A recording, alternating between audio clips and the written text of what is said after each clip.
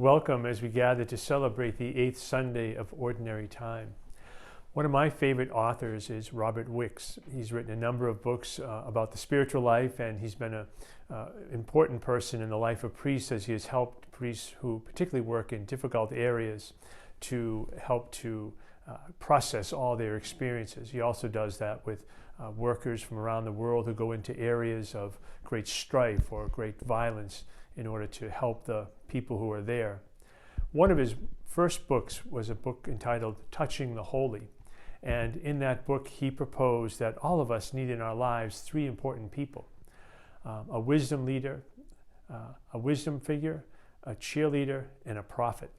And so the wisdom person, of course, helps us to guide us, gives us information that they've gathered because they've gone ahead of us.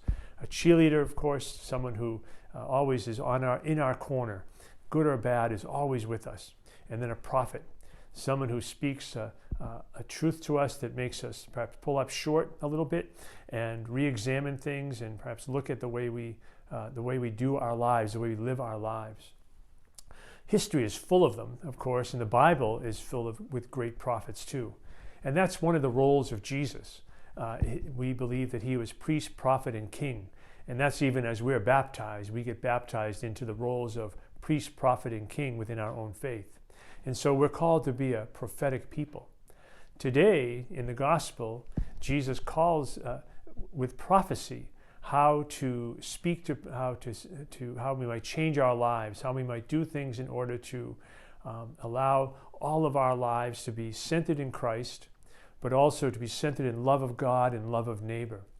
And so we're challenged to think about all the ways that we live our lives with one another.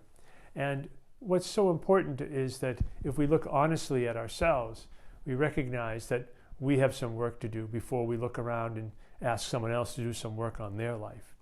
And this is a great reading as we stand on the cusp of Lent with Ash Wednesday, just a few days away from us, in the beginning of our period of fasting and almsgiving and prayer.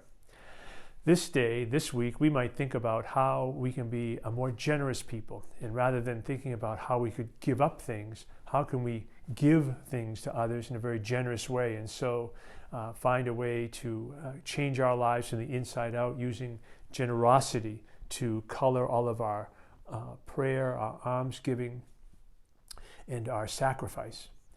I challenge you this week to think about our own prophetic nature, and I challenge you this week to prepare for Ash Wednesday and the whole Lenten season. God bless you this day.